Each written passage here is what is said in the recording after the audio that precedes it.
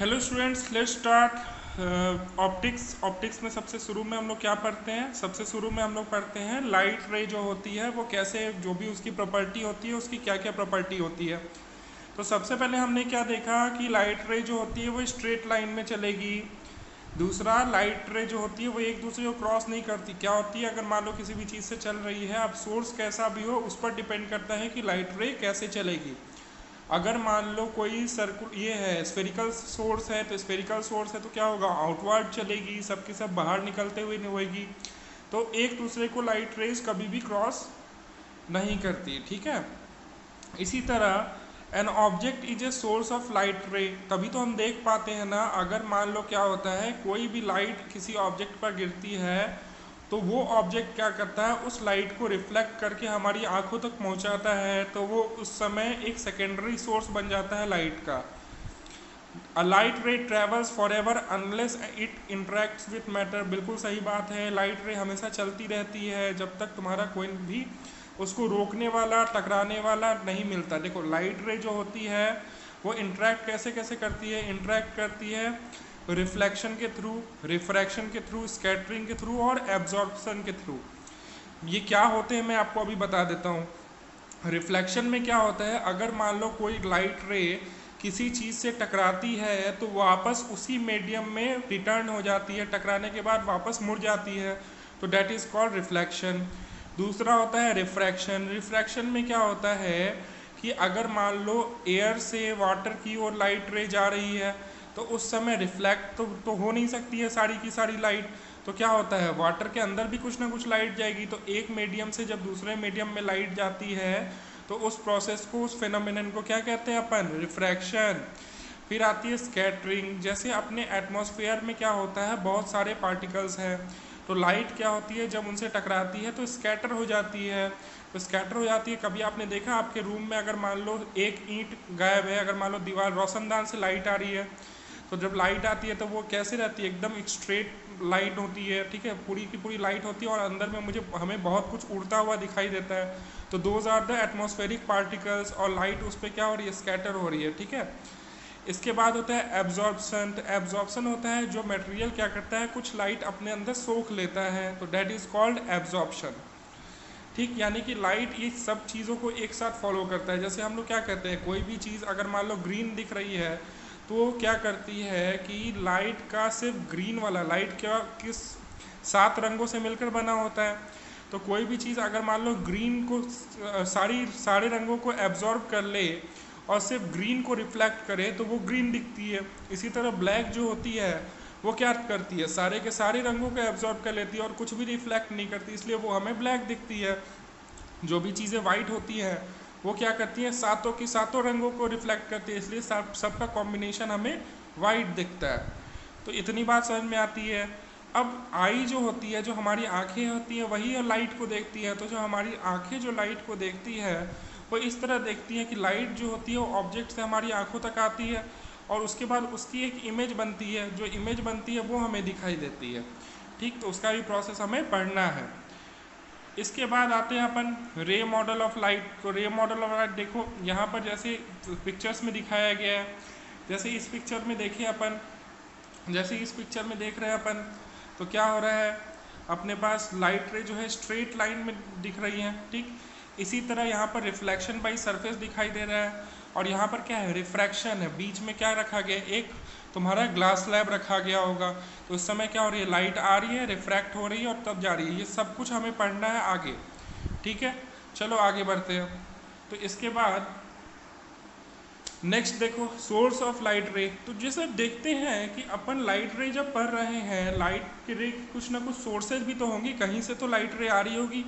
तो सबसे पहले देखो सोर्सेज कैसी कैसी होती है। जैसे हमने बचपन में ना लेज़र पेन यूज़ किया है, तो लेज़र पेन होता है, याद है हमने बचपन में सबको डराने के लिए या फिर कुछ ऐसा लेज़र पॉइंटर्स यूज़ करते थे, तो उसमें से रेड रंग की एक डॉट निकलती थी, हमेशा वही दिखाई देती थी। तो डैट इज़ ए रे सोर्स, ठीक है, उसमें से एक रे बस निकली है। इसी तरह होता है पॉइंट सोर्स। तो पॉइंट सोर्स तुम्हें दिखाई दे रहा है, इसमें क्या होगा कि है ना, जब जैसे मान लो किसी भी टॉर्च को अगर मान लो एक दीवार पे जला रहे हैं तो दीवार पे क्या होगा, एक सारी की सारी लाइट का एक सोर्स बनेगा और वो एक सेकेंडरी सोर्स होगा। टॉर्च क्या है, प्राइमरी सोर्स, और वो क्या है, सेकेंडरी सोर्स। उसके कारण पूरा का पूरा रूम जो होगा वो थोड़ा सा लाइट आ जाएगा, तो that is a point source. इसी तरह एक्सटेंडेड सोर्स होता है, जैसे बल्ब जो दिखाया गया है वो तुम्हारा क्या हो जाएगा, एक्सटेंडेड सोर्स हो जाएगा। अब आते हैं पैरेलल रे सोर्स। पैरेलल रे सोर्स जैसे मान लो एक मैंने मरकरी रखा है, मरकरी आप जानते हो ट्यूब जो होती है, तो वो तुम्हारी पैरेलल रे की सोर्स होगी। वो क्या करेगी, चारों की चारों तरफ लाइट भेजेगी और स्ट्रेट लाइट भेजेगी, और सारी की सारी लाइट रे क्या होगी, एक दूसरे के पैरेलल, तो इसीलिए वो क्या होंगी, पैरेलल रे सोर्स। अब आते हैं अपन वेव फ्रंट एंड रेस के लिए। ठीक है, देखो वेव फ्रंट क्या होता है। वेव फ्रंट देखो जब लाइट चलती है ना, तो बस इतना समझ लो कि सेम फेज जो होता है उसको अगर सारे को मिलाएंगे तो उसको वेव फ्रंट कहते हैं। हालांकि इसमें क्लास 10 में उतना समझना नहीं है, अपने को बस इतना ध्यान रखना है कि अगर मान लो जैसे एक मैंने मरकरी की बात की थी, तो मरकरी क्या करेगा, अगर मान लो एक मरकरी है, ठीक है, तो ये जो लाइट रे भेजेगा वो क्या करेगा, ऐसे सीधा सीधा लाइट रे होगा ना, तो इसका जो वेव फ्रंट होगा ना ऐसे होगा सीधा, ठीक है, perpendicular to all the light rays. इसी तरह मान लो एक बल्ब है, तो बल्ब लाइट रे होगा वो कैसे भेजेगा, ऐसे भेजेगा। तो इसका जो लाइट रे, इसका जो वेव फ्रंट होगा ना वो तुम्हारा स्फेरिकल होगा ऐसे, ठीक है, तो स्फेरिकल होगा। तो बस यही देखना है अपने को, ठीक है। तो ये तुम्हारा क्या होता है, जो भी रेडियल लाइंस होती हैं उनका परपेंडिकुलर जो होता है वो वेव फ्रंट होता है। जो भी लाइट की रेज है ना उससे अगर हम परपेंडिकुलर खींचें तो वो वेव फ्रंट कहला जाता है। ठीक है, अब आगे बढ़ते हैं, लॉ ऑफ रिफ्लेक्शन पे आते हैं। देखो कोई भी सरफेस पर जब लाइट गिरती है तो क्या होता है, वो लाइट वहाँ से रिफ्लेक्ट होती है, ठीक है। तो रिफ्लेक्ट होती है तो हमें ये देखो जब गिर रहा था लाइट, तो वो मान लो सरफेस का जो परपेंडिकुलर है उसको अपन क्या कहते हैं, नॉर्मल। जैसे अगर मान लो मिरर में हम लोग एक लाइट की रे को गिरा रहे हैं तो उसका जो परपेंडिकुलर होगा उसको क्या कहेंगे अपन, नॉर्मल। अब जो लाइट रे गिर रही होगी उसको कहते हैं इंसिडेंट रे, इंसिडेंट रे। और जो लाइट रे टकराने के बाद जा रही होगी उसको कहते हैं अपन रिफ्लेक्टेड रे। तो सारे के सारे एंगल हम लोग नॉर्मल से लेते हैं, यानी परपेंडिकुलर टू द मिरर से लेते हैं हम लोग सारे के सारे एंगल्स। तो एंगल जो भी तुम्हारा इंसिडेंट रे का एंगल बनेगा नॉर्मल से, that is called angle of incidence. इसी तरह रिफ्लेक्टेड रे का जो एंगल बनेगा नॉर्मल से, that is called angle of reflection. ठीक है, तो यानी कि तुम्हारे पास एंगल ऑफ इंसिडेंस को थीटा आई कह दो, कोई दिक्कत नहीं है, और एंगल ऑफ रिफ्लेक्शन को अपन थीटा आर कह लेते हैं, कोई दिक्कत नहीं है। तो ये सिद्ध होता है कि जितने एंगल से रे आएगी उतने ही एंगल से रे जाएगी। जैसे अपन एक दीवार पर जैसे बॉल को मान लो फेंक रहे हैं किसी एंगल पर, तो क्या होता है, जैसे नीचे से फेंकेंगे तो वो ऊपर से जाएगी, और ऊपर से फेंकते तो वो टकराने के बाद नीचे से जाती है ना। तो उसमें क्या होता है, जितने एंगल से वो दीवार से टकराएगी उतने ही एंगल से वो वापस जाएगी। तो इसमें भी वही है, लाइट रे जितने एंगल से सरफेस पे टकराएगी नॉर्मल से, उतने ही एंगल से जाएगी नॉर्मल से। तो इसका मतलब क्या हो गया, एंगल ऑफ रिफ्लेक्शन जो होगा वो एंगल ऑफ इंसिडेंस के बराबर होगा। अच्छा, पहला और इसका एक और रूल क्या है, इंसिडेंट रे, रिफ्लेक्टेड रे और नॉर्मल सब के सब एक ही प्लेन पे होंगे। अब ये प्लेन क्या होता है, तो जैसे देखो मान लो जैसे तुम अपने कमरे में बैठे हो, तो अगर मान लो मैं किसी एक कॉर्नर को देखता हूँ तो उसमें मैं अगर 3 एक्सिस मुझे दिखाई देती है, एक ऊपर जाती हुई, एक दो नीचे जाती हुई नीचे, तो एक को मैंने एक्स रखा तो दूसरे को वाई और तीसरे को जेड रख सकता हूँ। तो तुम्हें अब दीवारें दिखाई देने लगेगी। अगर मान लो जमीन में तुमने दोनों एक्सिस को एक्स और वाई रखा है, तो जमीन का जो सरफेस होगा वो एक्स वाई एक्सिस से मिलकर बना है, तो उसको अपन एक्स वाई प्लेन कहेंगे। इसी तरह अगर मान लो तुमने अपने सामने की दीवार को अगर मान लो z और y माना है, तो z y प्लेन हो जाएगा सामने का दीवार। और तुमने अगर अपने साइड की दीवार को x और z से मिलकर बना हुआ माना है, तो वो x z प्लेन हो जाएगा। तो रिफ्लेक्शन का लॉ सिर्फ यही कहता है कि incident angle, reflected incident angle या इंसिडेंट रे, रिफ्लेक्टेड रे और नॉर्मल, यानी कि जहाँ पर वो चीज़ गिर रही है वो सब के सब एक ही प्लेन में होंगे। ऐसा नहीं है कि तुमने अगर एक्स एक्सिस में इंसिडेंट रे गिराई है और वो एक्स एक्सिस में गिरने के बाद फिर तुम्हारा माइनस एक्स एक्सिस में जा रही है तो तुम जेड में एंगल बैठा रहे हो, ऐसा नहीं होगा। सबकी सब एक ही प्लेन में होनी चाहिए। अगर एक्स वाई में सब कुछ चल रहा है तो एक्स वाई में ही चलेगा, वाई जेड में चल रहा है तो वाई जेड में ही चलेगा, और एक्स जेड में चल रहा है तो एक्स जेड में ही चलेगा। जैसा कि फिगर में आपको दिखाया गया है, देखो ऊपर वाला जो ये वाला फिगर है ना, जैसे ये वाला फिगर की बात कर रहे हैं हम, तो इस वाले फिगर में देखो क्या है, एक मान लो ये वाला जो भी है ना, इसको x रखा और इसको रख दिया y, ये वाला कितना हो गया x और ये वाली चीज़ क्या हो गई y।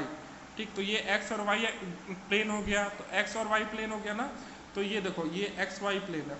ठीक है, तो इस पर टकराई और चली गई, तो ये तुम्हारा क्या हो जाएगा, ये तुम्हारा इंसिडेंट रे हो जाएगा और ये तुम्हारा रिफ्रैक्टेड रे हो जाएगा और ये तुम्हारा नॉर्मल हो जाएगा। ये सारे के सारे एक ही सरफेस पर होने चाहिए। चलो आगे बढ़ते हैं। तो आगे बढ़ेंगे तो अब देखो हमने वेव फ्रंट्स के बारे में बता दिया है। वेव फ्रंट क्या होता है, जो भी लाइट की रे होंगी उन पर अगर तुम परपेंडिकुलर खींचोगे तो तुम्हें वेव फ्रंट्स मिलेंगे। जैसे देखो यहाँ पर एक मान लो बल्ब है, तो वो कैसा है, स्फेरिकल। अभी अभी मैंने तुम्हें बताया था ना कि वो क्या कर रहा है, अपने चारों तरफ लाइट छोड़ रहा है। तो चारों तरफ लाइट छोड़ रहा है ना, तो जब तुम उस पर परपेंडिकुलर खींचोगे तो तुम्हें कर्व्ड मिलेगा, यानी कि ऐसा कुछ वेव फ्रंट मिलेगा। ठीक है, ऐसा कुछ वेव फ्रंट मिलेगा। इसी तरह अगर मान लो एक मरकरी है, ये तुम्हारी मरकरी है, तो ये सारी की सारी लाइट क्या होगी, पैरेलल छोड़ रही होगी, तो इस पर तुम्हें एक ऐसा एरिया वाला वेव फ्रंट मिलेगा। ठीक है क्या। अब जैसे जैसे तुम्हारा डिस्टेंस बढ़ता जाएगा वैसे वैसे वेव फ्रंट क्या हो जाएगा, एक फ्लैट सरफेस बनता जाएगा। ठीक है, आगे बढ़ते हैं। लॉज ऑफ रिफ्रैक्शन आप लोग पहले ही देख चुके हो, इंसिडेंट रे, रिफ्लेक्टेड रे और नॉर्मल टू द सरफेस सब के सब एक ही प्लेन पर होंगे और एंगल ऑफ इंसिडेंस जो होगा वो एंगल ऑफ रिफ्लेक्शन के बराबर होने वाला है। अब देखो सेम इसमें भी आपको रिफ्लेक्शन दिखाया गया है। देखो कैसे सारी की सारी लाइट रे अपने अपने एंगल पे मूव कर रही हैं। जैसे पैरेलल रेज आई वैसे ही पैरेलल रेज गई और सब के सब का एंगल अगर नॉर्मल से देखेंगे, मान लो मैं नॉर्मल खींच रहा हूँ सब पे, तो इसका नॉर्मल ये है, फिर ये है, फिर ये है। देखो सब के सब एंगल जो है ना वो सेम है, एंगल सेम है, जितने से आई उतने से गई और जैसे पैरेलल आई है वैसे गई है, कोई किसी को कट नहीं कर रहा है। नेक्स्ट में देखो हम लोग ऑब्जेक्ट्स को देखते कैसे हैं। तो ऑब्जेक्ट्स को देखने के लिए ऑब्जेक्ट हमारी आंखों तक क्या करता है, लाइट को भेजता है। तो लाइट जब हमारी आंखों तक आती है तो उसके बाद हमें ऑब्जेक्ट्स दिखाई देते हैं। तो अब देखो यहाँ पर फिगर बनाया गया, एक पॉइंट सोर्स है, तो पॉइंट सोर्स जो होता है वो लाइट भेज रही है, तो अपन देख पा रहे हैं उसको। अब मान लो एक एक्सटेंडेड सोर्स है, तो एक्सटेंडेड सोर्स भी इस तरह लाइट भेज रही है, तो अपन देख पा रहे हैं। रे सोर्स है, तो इस तरह मतलब यहाँ पर बस दिखाया गया है कि कैसे हम लोग सारी चीज़ें देख पा रहे हैं। आगे बढ़ते हैं। देखो अगर मान लो सरफेस, जैसे मिरर जो होता है वो तुमने कभी हाथ लगा के देखा, एकदम प्लेन होता है। अगर मान लो सरफेस जो है वो खुरदुरी है या फिर मतलब क्या है, अनइवन है, तो अगर अनइवन है तो भैया देखो यहाँ पर तुम ध्यान दो, क्या यहाँ पर ये सारी चीज़ें तो प्लेन नहीं है ना। तो अगर प्लेन नहीं है तो इसका मतलब क्या हुआ कि रे जो होगी, देखो यहाँ पर जैसे इस पॉइंट पर देखते हैं, इस पॉइंट पर जैसे आई वैसे गई, रे ने अपने हिसाब से काम किया। इस पॉइंट को देखो तो ये क्या थी, थोड़ी टेढ़ी थी ना। यहाँ पर अगर टेंजेंट खींचेंगे तो कुछ ऐसा टेंजेंट बनेगा, तो नॉर्मल भी क्या होगा, थोड़ा टेढ़ा होगा। नॉर्मल भी टेढ़ा होगा, तो जितने से आई वो अपने हिसाब से गई।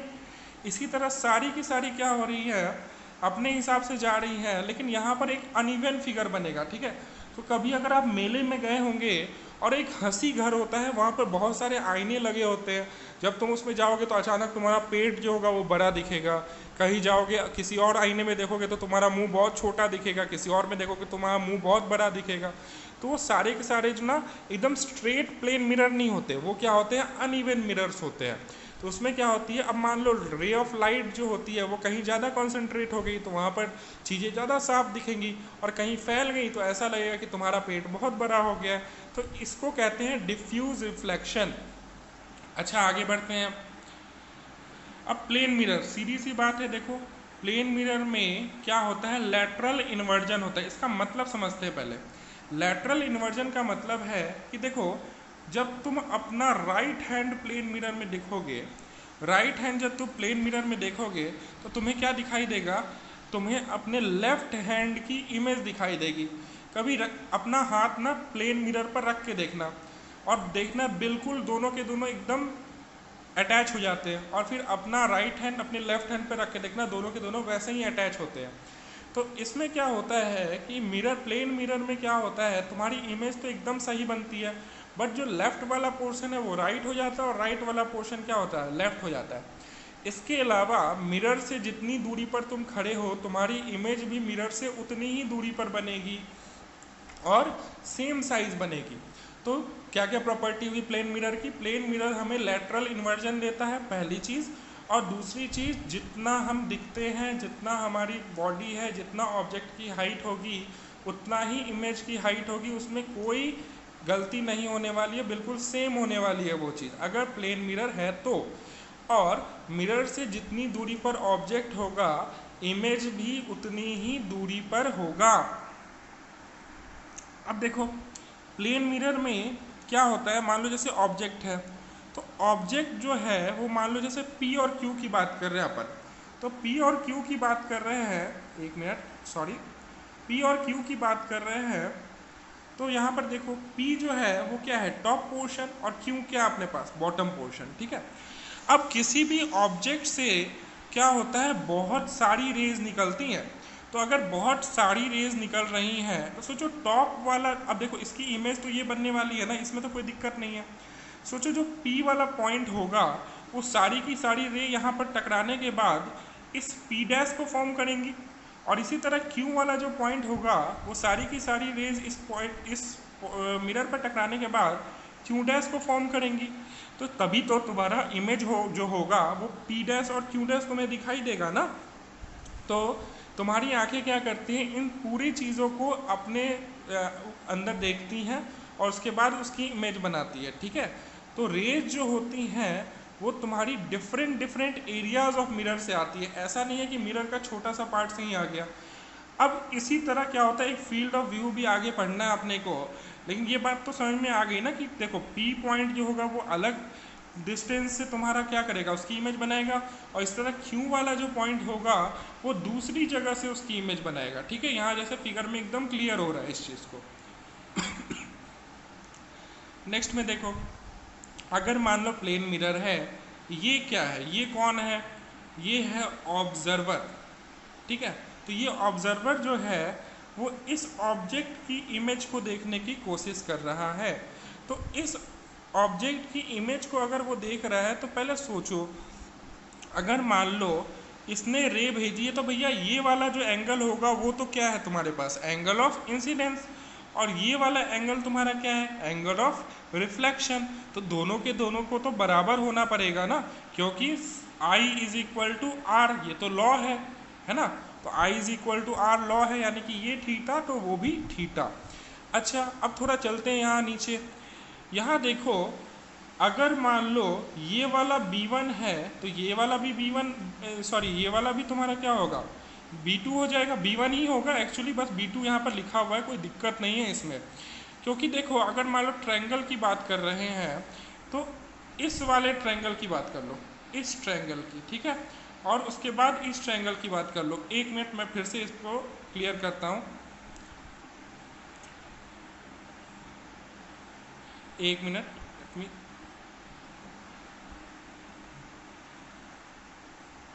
देखो यहाँ पर क्या हो रहा है कि सबसे पहले एंगल देख लेते हैं अपन। नॉर्मल क्या है, ये नॉर्मल है, तो नॉर्मल ये है, तो ये वाली चीज़ क्या होगी I, और ये वाली चीज़ क्या होगी R, ये थीटा तो वो भी थीटा। अच्छा इधर देखो, अगर मान लो ये एंगल और ये एंगल सेम होगा, ये बात तो तुम्हें पता है ना, तो बीटा 1 इज इक्वल टू क्या होने वाला है, बीटा 2 होने वाला है, ये बात पता होनी चाहिए तुम्हें। और ये दोनों डिस्टेंस भी सेम होंगे, क्योंकि जितनी दूरी रहती है मिरर से ऑब्जेक्ट की, उतनी ही दूरी पर इमेज भी बनता है, ठीक है। तो यहाँ तक बात समझ में आती है। अपन नेक्स्ट पे चलते हैं। तो नेक्स्ट पे जब हम चल रहे हैं, तो हमने क्या देखा, फिर वही चीज़ देख रहे हैं, इसमें ही वही है। अच्छा, अब दो चीज़ें मैं तुम्हें समझाना चाहता हूँ, एक होती है रियल इमेज और दूसरी होती है वर्चुअल इमेज। तो रियल इमेज और वर्चुअल इमेज में आखिर अंतर क्या है? रियल इमेज और वर्चुअल इमेज में ये अंतर है कि अगर मान लो एक इमेज अगर वर्चुअल है तो उसमें रेज कभी भी नहीं मिलती। अगर रेज जाकर मिल गई तो वो रियल इमेज बना देंगी और उसको स्क्रीन पे भी अपन प्रोजेक्ट कर सकते हैं, लेकिन वर्चुअल इमेज को हम लोग स्क्रीन पे प्रोजेक्ट नहीं कर सकते। अब एक बार प्लेन मिरर की ओर देखो, जो भी तुम्हारी यहाँ से रेज गई हैं, एक मिनट लेट मी, देखो जो भी यहाँ से रेज गई हैं तुम्हारी, वो सब की सब क्या हो गई, रिफ्लेक्ट हो गई। यहाँ तक तो कोई रेज पहुँची ही नहीं। यहाँ तक जब कोई रेज नहीं पहुँची तो इसका मतलब जो इमेज बना है ना, that image is a virtual image. वो एक रियल इमेज नहीं बल्कि क्या है, वर्चुअल इमेज, क्योंकि रेज वहाँ पर मीट नहीं हो रही। रेज तो देखो हमारी आंखों में मीट हो रही हैं। तो यानी कि वर्चुअल इमेज और रियल इमेज के बीच का अंतर आपको समझ में आना चाहिए। अच्छा, अब देखो यहाँ पर क्या है कि अब यहाँ पर आते हैं अपन, एक फील्ड ऑफ व्यू के नाम से एक टॉपिक है, वो आपको देखना होगा। अब थोड़ा सोचो, अगर मान लो आपके बाथरूम का मिरर छोटा है। अच्छा एक चीज़ बताओ, आपके बाथरूम में बेसिन के ऊपर मिरर लगा होगा, तो जब आप मिरर को देखते हैं तो आप अपना कुछ ही पोर्शन देख पाते, अपनी पूरी बॉडी को नहीं देख पाते। लेकिन जैसे जैसे आप पीछे जाते रहते हैं वैसे वैसे क्या होता है, आप ज़्यादा से ज़्यादा अपनी बॉडी को देख पाते हैं। और अगर मान लो पूरा खुला है बाथरूम, बहुत ज़्यादा बड़ा है, तो आप एक समय ऐसा आता है जब बहुत पीछे जाते हो तो आप अपनी पूरी बॉडी को देख भी लेते हो। ठीक है, तो ऐसा इसलिए होता है क्योंकि देखो, अगर मान लो यहाँ पर जैसे नीचे वाले फिगर पर एक बात ध्यान दो, नीचे वाले फिगर पर अगर हम ध्यान दें तो देखो, अगर मान लो इस पैरों से जो निकलती हुई रेज है वो अगर आंखों तक पहुँच रही है तब तो तुम अपनी पूरी इमेज देख पाओगे, अदरवाइज तो नहीं देख पाओगे। यानी कि कम से कम बाथरूम का मिरर इतना बड़ा तो होना ही चाहिए, इतना बड़ा। अगर इतना बड़ा है तो यानी कि तुम अपने पूरी की पूरी क्या कर पाओगे, पूरी की पूरी बॉडी को देख पाओगे, अदरवाइज कुछ ही पोर्शन देख पाओगे। तो इसलिए to view once full length in mirror only a half length mirror is needed. ठीक है, इसका मतलब समझ में आया? अगर पैरों की रेज जो होंगी वो आंखों तक पहुंच रही है तब तो अपना फुल लेंथ इमेज दिखेगा, अदरवाइज फुल लेंथ इमेज नहीं दिखेगा। अब मैं थोड़ा सा तुम्हारे दिमाग को जोड़ना चाहता हूँ, अगर मान लो मिरर सिर्फ और सिर्फ इतना बड़ा है, सिर्फ और सिर्फ इतना बड़ा, मान लो इसको मैं ई मान लेता हूँ, तो डी के लेंथ का मिरर है, तब कितना पोर्शन देख पाओगे? क्या तुम अपने पैरों को देख पाओगे? ठीक है, इसके बाद आगे चलते हैं अपन। अब प्लेन मिरर आपका खत्म हो चुका है, अब आते हैं अपन स्फेरिकल मिरर की ओर। स्फेरिकल मिरर हमारी लाइफ में बहुत ही कॉमन है। जैसे आपने कभी चम्मच में अपना चेहरा देखने की कोशिश की होगी तो आपको अपना चेहरा कभी उल्टा दिखाई देता होगा, कभी छोटा दिखाई देता होगा, तो वो डिपेंड करता है। अब सोचो चम्मच क्यों, ऐसा क्यों हो रहा है? अगर मान लो मैं एक स्ट्रेट, एकदम चम्मच स्ट्रेट होता तो वो तो एक प्लेन मिरर की तरह बिहेव करता, लेकिन क्योंकि चम्मच जो है वो कर्व्ड है इसलिए वो स्फेरिकल मिरर की तरह बिहेव करता है। तो स्फेरिकल मिरर जो है वो बेसिकली एक स्फीयर का पार्ट होता है। देखो जैसे यहाँ पर एक स्फीयर दिया गया है, इससे अगर मान लो मैं ग्लास कट करके अगर मान लो मैं मिरर बनाता हूँ तो एक स्फेरिकल मिरर का फॉर्मेशन हो जाएगा। अब यहाँ पर क्या होता है, दो टाइप के स्फेरिकल मिरर्स होते हैं, एक होते हैं कनकेव मिरर और दूसरा होता है कन्वेक्स मिरर। तो कनकेव और कन्वेक्स में क्या अंतर है समझ लेते हैं। अगर मान लो मिरर ऐसा है और उसकी नॉन रिफ्लेक्टिंग सरफेस जो है वो इस तरफ है, तो नॉन रिफ्लेक्टिंग सरफेस इस तरफ है, तो यहाँ पर देखो एक केव जैसा फॉर्मेशन हो रहा है, तो दिस इज कॉल्ड कॉनकेव। ठीक है, इसी तरह क्या होता है, अगर मान लो मिरर ऐसा है और नॉन रिफ्लेक्टिंग सरफेस तुम्हारी यहाँ पर है, तो अगर नॉन रिफ्लेक्टिंग सरफेस यहाँ पर है तो इसको अपन कहते हैं कॉन्वेक्स। ठीक, तो ये होते हैं कॉन्वेक्स और कनकेव मिरर। अब देखो यहाँ पर क्या हो रहा है, इमेज पॉइंट का क्या मतलब है। देखो मान लो कोई भी सोर्स से, यानी सोर्स का मतलब ऑब्जेक्ट ही मानते हैं इसमें, तो उसमें लाइट रे जब जा रही हैं तो कहीं ना कहीं जाकर क्या होंगी, मिलेंगी टकराने के बाद, क्योंकि देखो कनकेव मिरर है ना, तो ये क्या करेगा, देखो हर एक कनकेव मिरर का छोटा से छोटा पॉइंट प्लेन मिरर ही होता है, तो यहाँ पर भी लॉज ऑफ रिफ्लेक्शन फॉलो होते हैं। तो यहाँ पर क्या होता है, जब रे ऑफ लाइट टकराती है ना, तो वो जाकर कहीं ना कहीं किसी एक पॉइंट पर मिलती है, तो that is called image point. ठीक है, तो यहाँ पर जैसे फिगर में एकदम क्लियर हो रहा होगा। अच्छा, इसके अलावा तुम्हें टर्म्स बता देता हूँ। यहाँ पर एक प्रिंसिपल एक्सिस है, तो किसी भी कनकेव मिरर का या कन्वेक्स मिरर का अगर मैं मिरर के परपेंडिकुलर में एक लाइन खींचूँ जो कि सेंटर से होकर गुजरती है ना, तो that is called principal axis. फिर से सुनो, अगर मैं मान लो कनकेव या कन्वेक्स मिरर के परपेंडिकुलर यानी सेंटर से एडजॉइनिंग एक लाइन खींचूँ, तो that is called principal axis. अब आते हैं अपन फोकल पॉइंट पे। फोकल पॉइंट क्या होता है, अगर मान लो रेज जो है प्रिंसिपल एक्सिस के पैरेलल रेज आकर मिरर से टकराती हैं और जहाँ भी जाकर वो मिलती हैं, डैट इज कॉल्ड फोकस।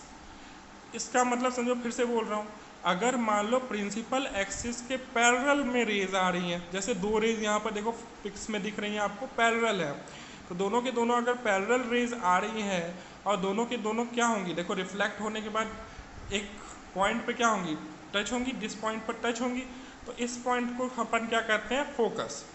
तो फोकस का मतलब, अब देखो ये वाली चीज़ जो होगी मिरर से जो दूरी होगी, that is called focus, focal length, focal length. ठीक है, अच्छा ये फोकस जो होता है वो सेंटर से दूरी का आधा होता है, यानी कि इस मिरर की जो रेडियस होगी ना उसका आधा होगा, यानी कि अब सेंटर को यहाँ पर सेंटर ऑफ कर्वेचर भी कहते हैं, तो इस सेंटर का आधा पर फोकस अपन ड्रॉ कर सकते हैं।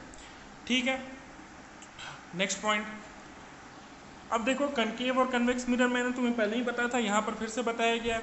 देखो यहाँ पर कनकेव मिरर में क्या है, यहाँ पर ये जो पीछे वाली साइड है ये क्या है, नॉन रिफ्लेक्टिंग साइड है, NRL लिख रहा है उसको, नॉन रिफ्लेक्टिंग साइड है। और इसी तरह यहाँ पर पीछे वाली ये वाली चीज़ है NRL। ठीक है, देखो दोनों में अंतर है ना, यहाँ पर एक केव टाइप का फॉर्मेशन हो रहा है ऊपर वाले में, इसलिए इसको कनकेव मिरर कहते हैं और इसको कन्वेक्स मिरर कहते हैं। देखो दोनों में क्या हो रहा है, अगर लाइट रे पैरेलल आ रही हैं तो टकराने के बाद क्या होगा, किसी एक पॉइंट पे कन्वर्ज करना चाहेंगी या फिर मुड़ना चाहेंगी, अंदर की ओर मुड़ेंगी। और कन्वेक्स मिरर में जब लाइट रे आती हैं पैरेलल तो वो बाहर भाग जाती हैं, यानी कि डाइवर्ट हो जाती है। ठीक है, नेक्स्ट स्लाइड में चलते हैं। अब स्फेरिकल एब्रेशन क्या होता है, देखो यहाँ पर आप देख पा रहे होगे कि यहाँ पर बहुत सारी पैरेलल रेज है जो तुम्हारी प्रिंसिपल एक्सिस से दूर दूर भी हैं, तो वो सारी की सारी आ रही हैं, लेकिन सब की सब देखो फोकस से नहीं टकरा रही। देखो 3 रेज तो फोकस के पास से जा रही है, सॉरी 2 रेज तो फोकस पे जा रही हैं, पर ऊपर वाली 2 रेज ना क्या हो रही है, अलग टाइप से मूव कर जा रही है। तो इसलिए हम लोग क्या करते हैं, जब भी पढ़ाई करते हैं या कोई भी क्वेश्चन ड्रॉ करते हैं, तो हमेशा प्रिंसिपल एक्सिस के पास वाली रे ही ये करते हैं, पास वाली रे को ही स्टडी करते हैं। और जो भी तुम्हारी क्या होती हैं, पास वाली रे होती है, उनको कहा जाता है पैरेक्सियल रे। जो भी पास वाली रे होती है प्रिंसिपल एक्सिस के, उनको कहा जाता है पैरेक्सियल रे। और दूर वाली रेज को हम लोग स्टडी नहीं करते क्योंकि वो अलग तरह से बिहेव करती हैं। अब spherical mirror and ray tracing. Spherical mirror में कैसे कैसे अपन क्या करते हैं, रे को ट्रेस करते हैं। देखो इसमें सबसे पहले तो ध्यान दो, इससे पहले भी बताया गया है, कनकेव मिरर अगर है तो उसमें जो भी पैरेलल रेज आएंगी वो एक फोकस से जाकर पास होंगी। तो हमेशा याद रखना है, पैरेलल रेज जब कनकेव मिरर में आएंगी तो वो फोकस से जाकर एक्चुअली में पास होंगी। अब कन्वेक्स मिरर में क्या होता है, जब टकराती हैं तो क्या होगा, उनमें तो डाइवर्जन होगा, लेकिन डाइवर्जन को अगर मान लो मैं तुम्हें एक्सटेंड करता हूँ तो वर्चुअली हमें ऐसा दिखाई देगा कि वो पीछे, मिरर के पीछे किसी पॉइंट पर जाकर मिल रही है, और उस पॉइंट पर क्या वो एक F के बराबर ही होता है, तो उसको भी अपन कहते हैं वो भी फोकस से ही मिल रही है, बट वो एक वर्चुअल चीज़ है। देखो मैंने पहले ही बताया रियल और क्या है और वर्चुअल क्या है। रियल में क्या होता है कि जब रेज मिलती हैं तो डैट इज़ रियल इमेज, और जब रेज नहीं मिलती तो that is called virtual image. तो यहाँ पर नीचे वाले में देखो रेज नहीं मिल रही हैं, रेज तो भाग जा रही हैं, तो रे अगर भाग जा रही हैं तो हमें मिलते हुए बनाना पड़ रहा है, अपना एफर्ट डालना पड़ रहा है, अपनी मेहनत करनी पड़ रही है। इसलिए यहाँ पर ये क्या होगा, वर्चुअल फोकस होगा। फोकस बनेगा तो फोकस पर मिलेंगी नहीं, मिलती हुई प्रतीत होंगी, दिखाई देंगी। और ऊपर वाले में क्या है, एक्चुअली में फोकस पर मिलेंगी। तो इसीलिए ऊपर वाले में तुम्हारा फोकल लेंथ तुम्हें दिखाई दे रहा है और नीचे वाले में क्या होगा, मिरर के पीछे बनेगा। अब देखो कन्वेक्स मिरर को फिर से देखते हैं। देखो यहाँ पर पीछे बनता हुआ दिखाई दे रहा है ना, parallel paraxial ray appear to originate from focal point F. अब देखो अगर मान लो ओरिजिनेट फ्रॉम का क्या मतलब है, अगर मान लो मैं एफ पर एक लाइट सोर्स रख देता तो मुझे बिल्कुल ऐसी ही रेज निकलती हुई दिखाई देती अगर मिरर नहीं है तो, ठीक है। तो इसलिए हम लोग क्या करते हैं, उसको वर्चुअल ऑब्जेक्ट की तरह ट्रीट करते हैं। यानी वो तो कोई ऑब्जेक्ट है नहीं, लेकिन एक वर्चुअल ऑब्जेक्ट है, मतलब एक्चुअली में नहीं है, बट मान लेते हैं कि है वहाँ पर एक वर्चुअल ऑब्जेक्ट। तो इसलिए वहाँ से कहा गया है कि for convex mirror parallel paraxial ray appear to originate from focal point F. तो यानी कि मिरर के पीछे एफ डिस्टेंस पर एक ऐसा वर्चुअल ऑब्जेक्ट हम लोग मान लेते हैं जहाँ से ऐसा लगता है कि रेज निकल रही हैं। एफ क्या हो जाएगा अपने पास, 1/2 आर। अब यहाँ पर माइनस क्यों लगाया गया है, देखो हम लोग क्या करते हैं, एक साइन कन्वेंशन को फॉलो करते हैं।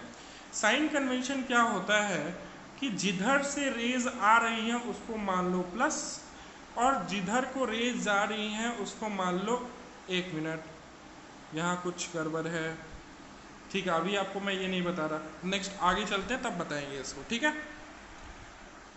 अब देखो क्या हो रहा है, a real image formed by concave mirror. देखो यहाँ पर जो ऑब्जेक्ट है उससे सारी की सारी रेज क्या हुई, मिरर से टकराई, और मिरर से टकराने के बाद क्या होगी, फोकस से पास होंगी, कुछ नीचे से पास होंगी, और सब मिलकर देखो एक इमेज तैयार कर दे रही है।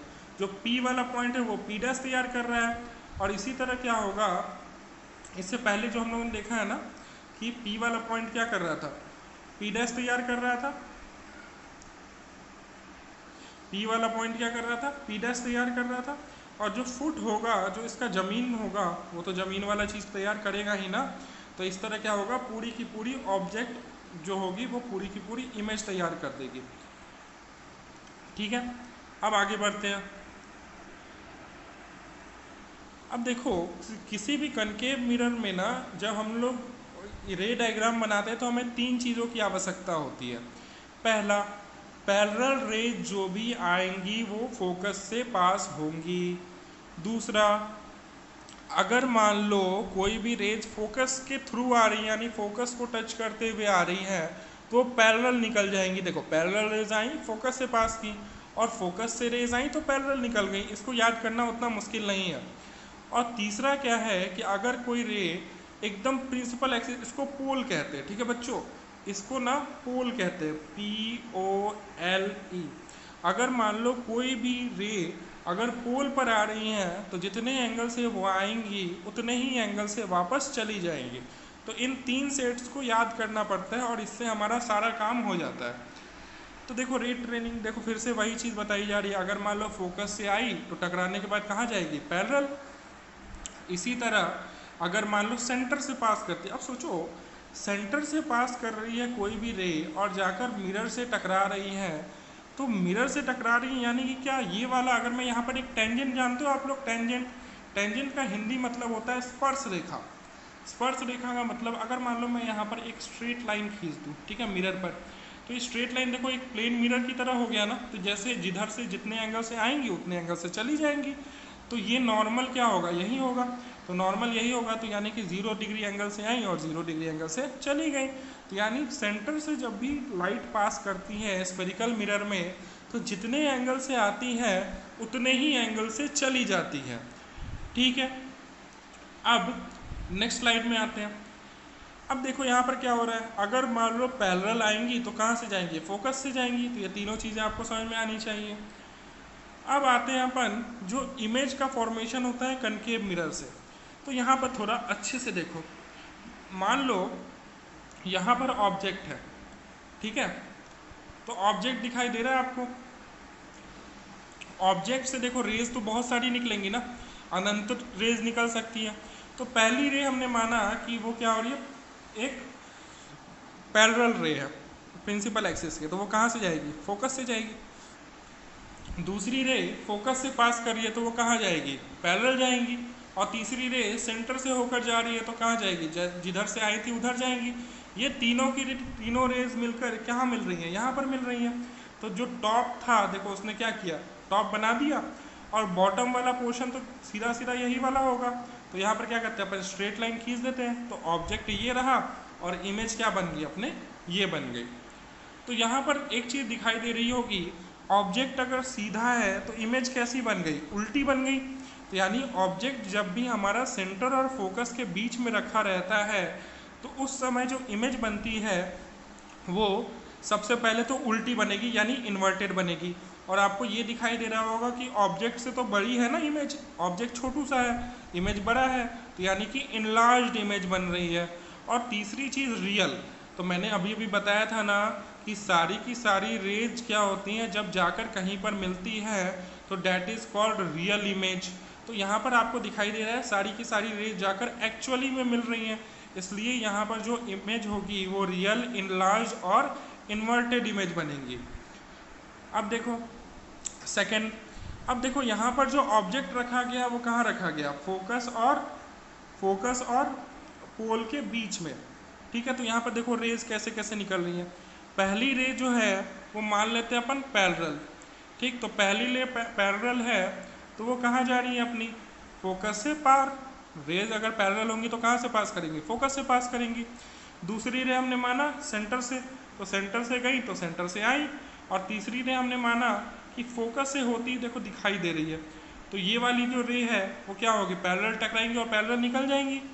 तो यहाँ पर देखो नीचे, यहाँ पर देखो ये दोनों इमेज तो कहीं दूर जा रही है ना, ये दोनों के दोनों रेज क्या है, कभी मिलने वाली तो है नहीं। तो अगर मिलने वाली नहीं है तो इसका मतलब इसका इमेज रियल तो बन नहीं सकता। तो हम लोग क्या करते हैं, इसको पीछे जाता हुआ मानकर कहीं एक पॉइंट पर मिला देते हैं। तो हमें दिखाई दिया कि देखो जो इमेज बन रही है वो यहाँ बन रही है। तो इमेज अगर यहाँ बन रही है तो सबसे पहले हम लोगों ने क्या क्या चीज़ देखी, देखो ऑब्जेक्ट छोटू सा है, इमेज क्या है बड़ी सी, तो यानी कि इनलार्ज्ड हो गई। दूसरा, इमेज जो है वो वर्चुअल बन रही है, ये बात आपको समझ में आ रही होगी। रेज क्या है, मिल नहीं रहा है, रेज क्या हो रहा है, मिलते हुए हमने बनाया है। तो जब हम लोग मिलते हुए बनाते हैं तो वो कैसा बनता है, वर्चुअल इमेज। और तीसरा, ये जो इमेज है ना वो एकदम सीधी है, तो सीधी है तो क्या कह सकते हैं उसको, अपराइट, यानी कि इन्वर्टेड नहीं है, बिल्कुल एकदम सीधी है, अपराइट है। तो इस तरह तुम्हारा क्या होता है, अगर मान लो फोकस और पोल के बीच में कोई ऑब्जेक्ट रखा हुआ है तो उसकी इमेज ऐसी बनती है। अब आते हैं, मान लो सेंटर और फोकस के बीच में बना रखा हुआ है, तो ये वाली चीज़ कैसे बनेगी। देखो अगर मान लो यहाँ पर थोड़ी गड़बड़ की है, मैं बनाकर दिखाता हूँ, एक मिनट रुक जाओ। यहाँ पर थोड़ी सी गड़बड़ है। अगर मान लो मैं इसका बनाता हूँ, अगर मान लो सेंटर के पार रखी हुई है, यहाँ पर रखी हुई है ऑब्जेक्ट, तो यहाँ पर रखी हुई है, तो तीन ऑब्जेक्ट जो भी होंगी ना उसका जो इमेज बनेगा वो ऐसा बनेगा। और क्या बनेगा, ऑब्जेक्ट से छोटा बनेगा, रियल बनेगा और उल्टा बनेगा, ठीक है। तो इसलिए अपना दिमाग मत लगाना, बिल्कुल तुम्हारी किताब में दिया होगा, ये बिल्कुल ऐसा ही होगा।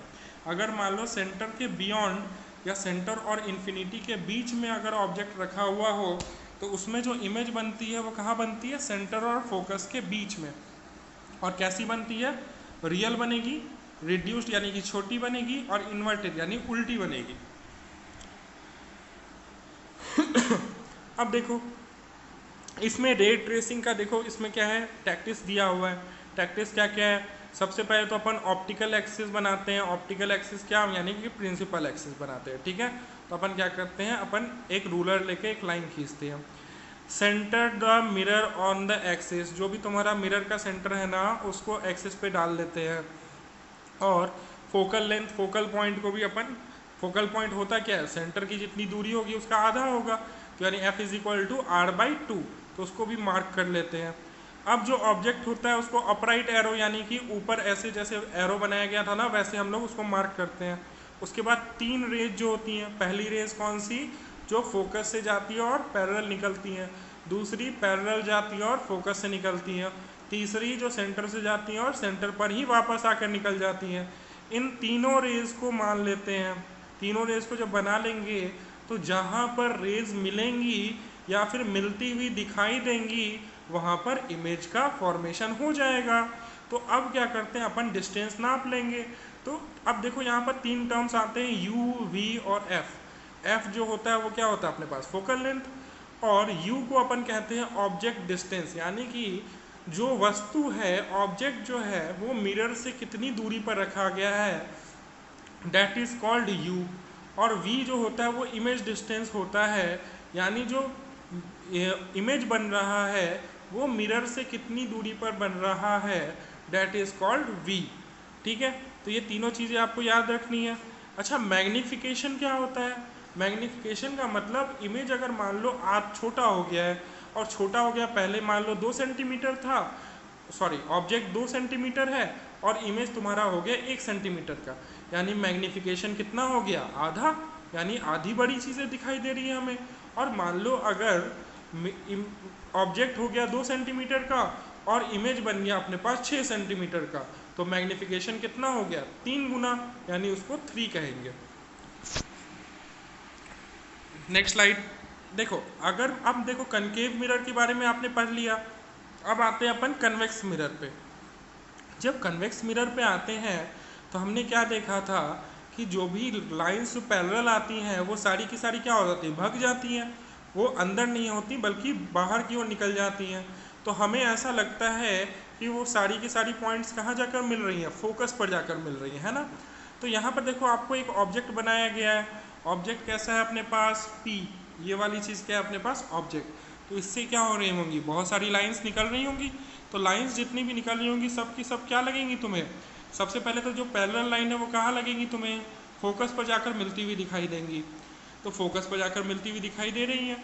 और दूसरी लाइन जो हम लोग ड्रॉ करते हैं ना, वो सेंटर वाली लाइन ड्रॉ करते हैं। अगर मान लो यहाँ से एक लाइन जो है वो सेंटर की ओर जा रही है ना, तो वो वापस चली जाएगी। तो इन दोनों लाइंस को मिलाकर ना अपन इसका रे डायग्राम बनाते हैं। देखो आगे दिया हुआ है, यहाँ पर अगर मान लो ये ऑब्जेक्ट है, ये ऑब्जेक्ट है, तो ये ऑब्जेक्ट है, तो इसकी लाइंस देखते हैं अपन। पहली लाइन जो पैरेलल गई तो वो तो फोकस से मिलती हुई नजर आई और क्या हो गई, भाग गई वहाँ से। और दूसरी लाइन क्या होगी, जो सेंटर की ओर जा रही है, तो सेंटर की ओर जा रही है तो क्या हो रही है, जहाँ सेंटर की ओर टकराएंगी और वापस चली जाएंगी। तो यहाँ पर इन दोनों लाइंस को ना अपन मिलाते हैं। और तीसरी लाइन देखो, तीसरी लाइन क्या हो रही है अपने पास, जो तुम्हारी टकराने के बाद पैरेलल चली जाती है। तो टकराने के बाद जो पैरेलल जाएंगी, खैर इस पर उतना ध्यान नहीं देते, अपन 2 लाइन से निकाल सकते हैं, एक सेंटर और एक फोकस वाली लाइन से। तो देखो यहाँ पर ध्यान से, ऑब्जेक्ट ये बना और इमेज ये बना। अब तुम एक चीज़ देख सकते हो, ऑब्जेक्ट बड़ा है और इमेज क्या है, छोटा। तो ऑब्जेक्ट बड़ा, इमेज छोटा, यानी इमेज कैसी बनी, रिड्यूस्ड या फिर इनलार्ज्ड, रिड्यूस्ड बनी। अच्छा, दूसरी चीज़, रियल इमेज है या वर्चुअल इमेज है। देखो यहाँ पर सारी की सारी रेज तो इधर उधर भाग गई हैं। तो रेज जब भाग गई हैं तो यानी कि रियल होने का तो सवाल ही नहीं उठता है। तो कैसी बनी इमेज, वर्चुअल इमेज बनी। और सीधी है या उल्टी है, सीधी इमेज है। तो क्या हो जाएगा, यहाँ पर कन्वेक्स मिरर में जितने भी इमेज बनेंगे सब के सब वर्चुअल, रिड्यूस्ड और अपराइट बनेंगे, यानी सारी की सारी इमेज छोटी होंगी, वर्चुअल होंगी और सीधी होंगी। ठीक है, अब देखो इसमें कन्वेक्स मिरर में फिर से वही चीज़ बताई गई है कि 3 टाइप की रे को अपन कंसीडर करते हैं। पहली रे जो पैरेलल आ रही होंगी और फोकल लेंथ पर मिलती हुई, फोकल पॉइंट पर मिलती हुई दिखाई देंगी। दूसरी रे जो होगी वो क्या होगी, अपने पास सेंटर की ओर जा रही होंगी और वापस चली जाएंगी। और तीसरी रे जो होगी वो पोल पर टकराएंगी, जितने एंगल से टकराएंगी उतने एंगल से चली जाएंगी। तो इन तीनों सेट ऑफ रेज को मिलाकर हम लोग क्या करते हैं, रे डायग्राम बनाते हैं। ठीक है, अब देखो देखो यहाँ पर फिर से टैक्टिस बताया गया है। पहला क्या है, draw 3 special rays from tip of the arrow. पहला क्या था, a ray parallel to the axis reflect as though it comes from focal point, यानी जो पैरेलल टू द एक्सिस रे जो आ रही थी वो तुम्हें क्या होगा, फोकल पॉइंट से आती हुई दिखाई देगी या फिर फोकल पॉइंट पर मिलती हुई दिखाई देगी। दूसरा, a ray initially directed toward focal line reflect parallel to axis. अगर एक रे फोकल पॉइंट की ओर जा रही है तो वो क्या करेंगी, पैरेलल निकल जाएंगी एक्सिस के। और तीसरी क्या है अपने पास, सेंटर की ओर जो जाएंगी वो क्या होगी, जिधर जाएंगी उधर ही वापस चली जाएंगी। तो इन तीनों रे से मिलकर क्या बनता है अपने पास, यहाँ का रे डायग्राम बनता है। तो यहाँ पर दिखाई देगा the point of convergence is image point, जहाँ पर कन्वर्जेंस हो जाता है यानी कि जहाँ पर रेज मिलती हुई दिखाई देंगी उसको क्या कहेंगे अपन, इमेज पॉइंट। तो पूरी की पूरी इमेज बना लेंगे अपन। और इसमें क्या होता है, अगर मान लो इसमें भी मैग्नीफिकेशन पूछा जाए तो मैग्नीफिकेशन फिर से वही होगा कि हाइट ऑफ इमेज जो है वो ऑब्जेक्ट के हाइट से कितनी है, तो HI/HO, यानी height of image upon height of object जो होगी वो तुम्हारा इसमें मैग्नीफिकेशन हो जाएगा। और तुम्हें तो पता है यहाँ पर इमेज हमेशा छोटी आने वाली है, तो मैग्नीफिकेशन हमेशा 1 से कम होगा। यहाँ तक आपका कन्वेक्स मिरर भी ख़त्म हो जाता है, आपकी जो भी रे ऑप्टिक्स है उसका एक इम्पॉर्टेंट भाग खत्म। Thank you. ठीक है।